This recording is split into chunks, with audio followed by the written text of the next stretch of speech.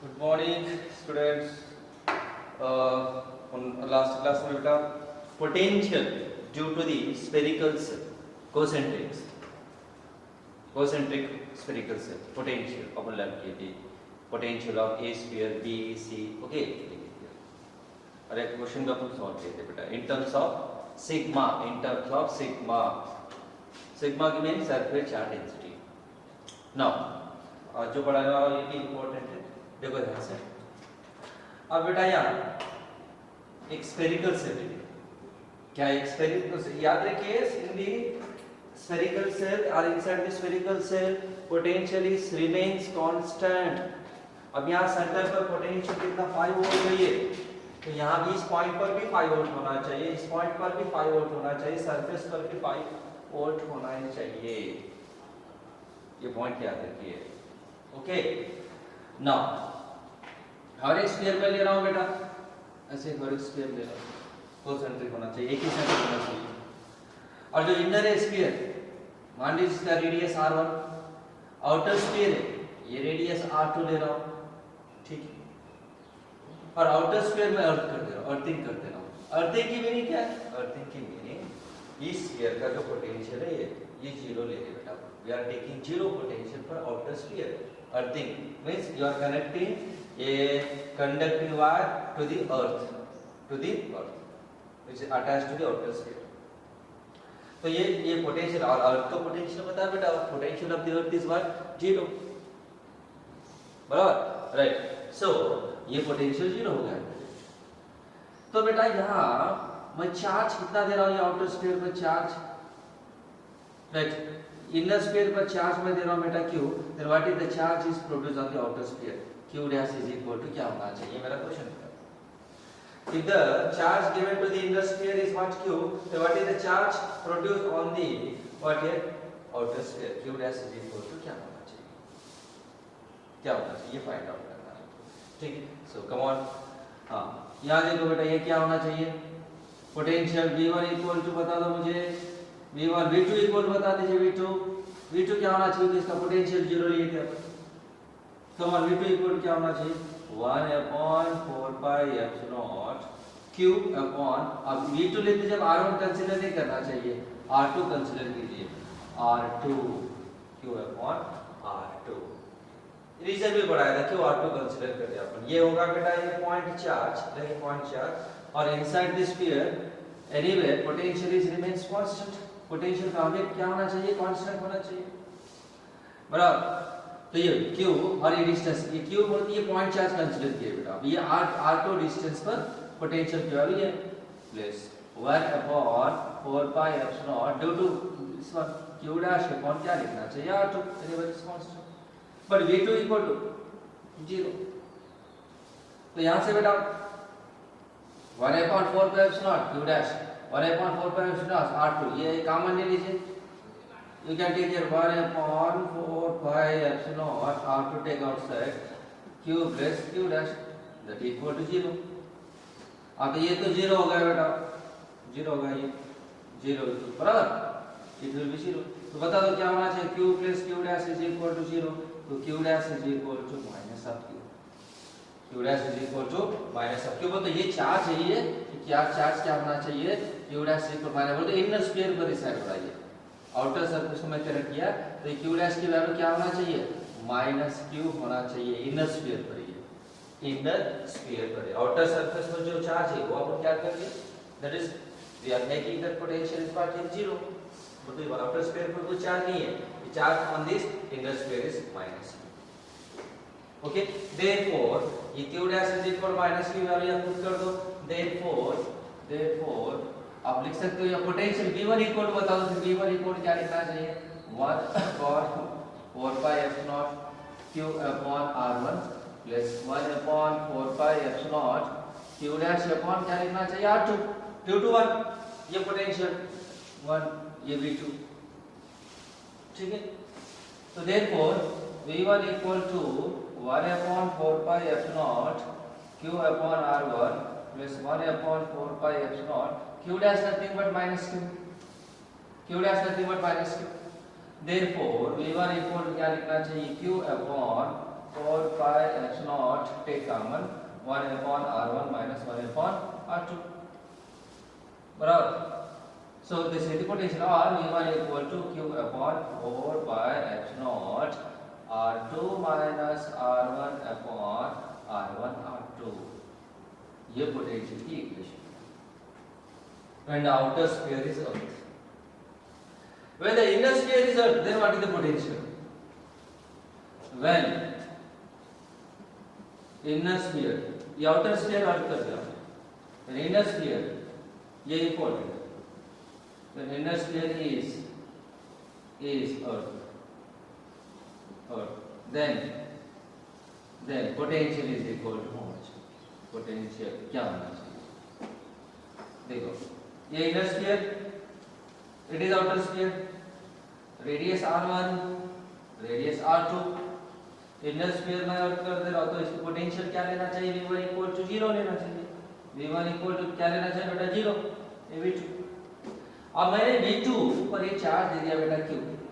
फिर what is the charge on the outer sphere? Outer surface of the inner sphere.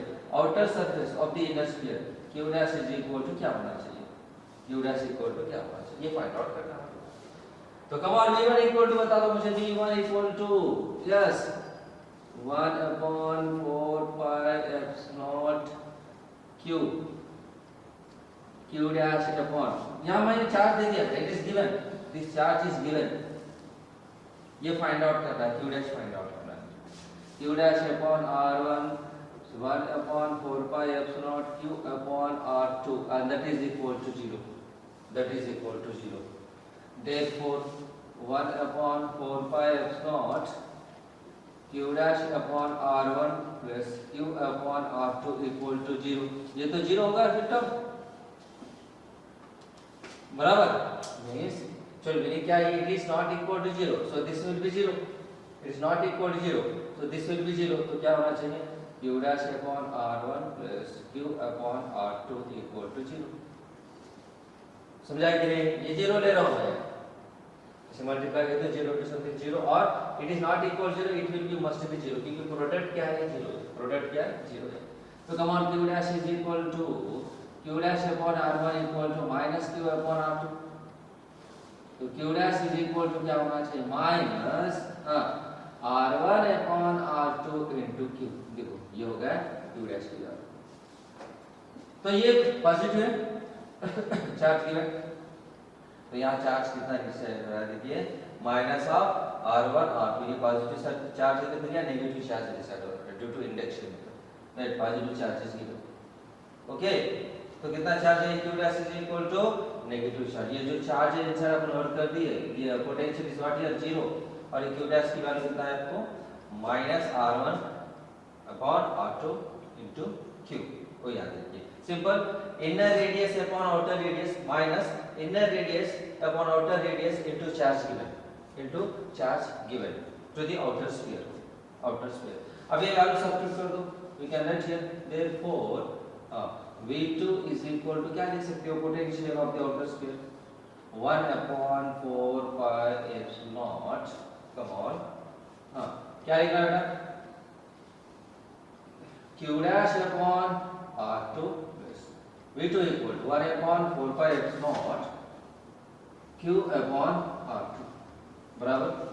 तो v2 is equal to 1 upon 4 pi epsilon naught. come on, q dash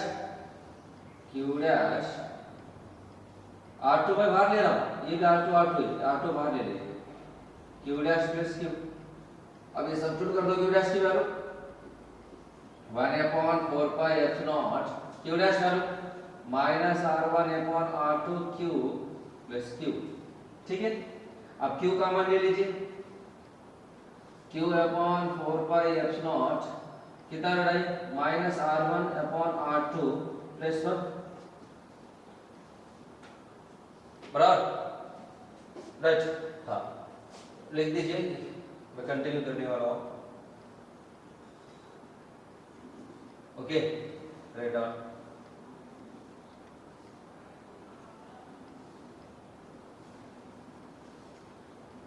right. No देखिए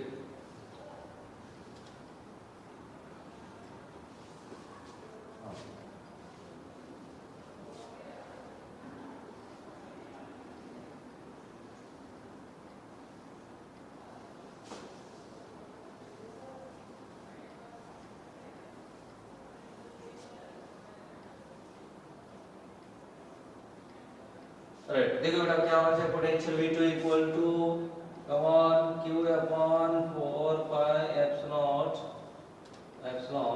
हाँ R2 already मैंने common लिया था यहाँ, R2 already common लिया था, देखो एप्सिलॉन R2 ये गया एप्सिलॉन R2 ऑलरेडी कॉमन है एप्सिलॉन R2, यहाँ क्या लिख रहा हूँ minus R1 plus R2 upon R2, therefore V2 equal to Q upon 4 pi epsilon R2 minus R1 upon R2, और V2 equal to Q upon 4 pi epsilon क्या लिखना चाहिए R2 minus R1 upon R2 square, okay, ये होगा potential of the outer sphere. ठीक, अब इसको मैं क्वेश्चन लिख के समझाऊंगा। Example if a large number of concentric spheres or spherical cells of radii R2R, okay, we can write here 4R 2 to the power of n minus 1 into R, where n is equal to number 1 2 3 4 ले लीजिए, ठीक है, right? So radius of radii is 1 and outer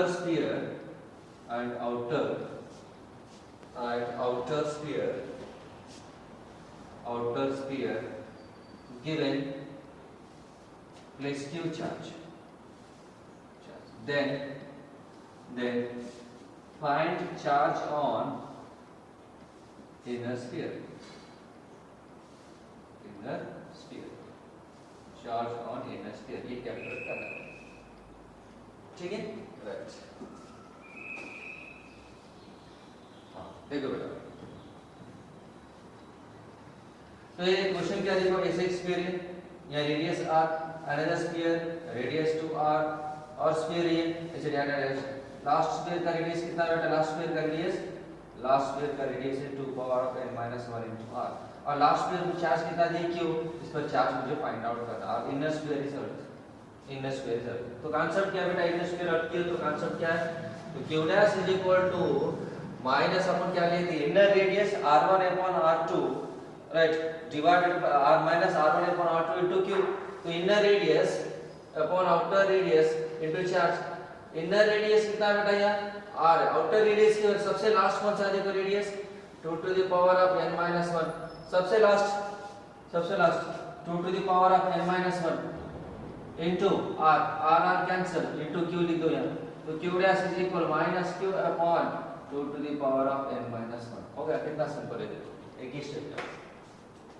तो inner sphere अर्थ के लिए याद रखिए क्या होना चाहिए, charge on the inner sphere, the outer sphere charge is q, तो minus inner radius upon outer radius into charge given to the outer sphere, inner radius r है, outer radius सबसे लास्ट रेडियस क्या देखो 2 power of n minus 1 into r gets cancelled, so you can write q dash is equal to minus q upon 2 to the power of n minus 1, okay, clear, write down, लिख दीजिए।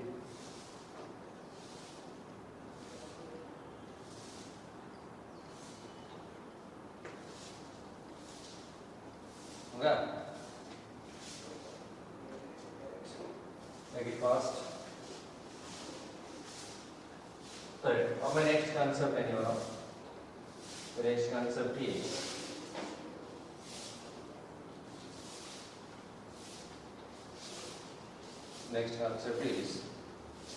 electric dipole.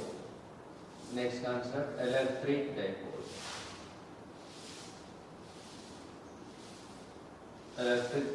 Simple याद रखो बेटा, electric dipole, magnetic dipole, यहाँ से same comparative formula है। तो electric dipole के meaning, dipole means two poles, एक पॉजिटिव एक नेगेटिव होना चाहिए, means two charges of equal magnitude and opposite sign are placed at certain distance, small distance, very small distance. That arrangement is called electric dipole. Simple बेटा, दो charge होना चाहिए, charge के magnitude same होना चाहिए, but एक positive charge है और एक नेगेटिव चार्ज, दो चार्ज को पर्टिकुलर स्मॉल डिस्टेंस पर प्लेस कीजिए, दैट इज कॉल्ड डाइपोल. सो यहाँ एक पॉजिटिव चार्ज क्यों ले रहा हूँ, यहाँ चार्ज माइनस क्यों ले रहा हूँ, देखो दोनों के मैग्नीट्यूड सेम, तो प्लस 5 को माइक्रो कूलम है तो ये -5 micro coulomb, charge magnitude same but sign is opposite. अब फॉर एग्जांपल यहाँ प्रोटॉन है तो फिर यहाँ इलेक्ट्रॉन होना चाहिए, क्योंकि प्रोटॉन इलेक्ट्रॉन के चार्ज मैग्नीट्यूड सेम है but sign is opposite. Proton is positive charge, electron is negative charge. ठीक है. और बेटा ये दो चार्ज के बीच में जो डिस्टेंस है ये मैं ले रहा हूँ 2l, क्या ले रहा हूँ 2l. ठीक है. राइट. देन मैं यहाँ एक डिफाइन करने वाला हूँ dipole moment A quantity, dipole moment, dipole moment represented by P, dipole moment represented by P. Okay, that is equal to product of magnitude of any one of the charge, magnitude into distance between the two charge, 2l.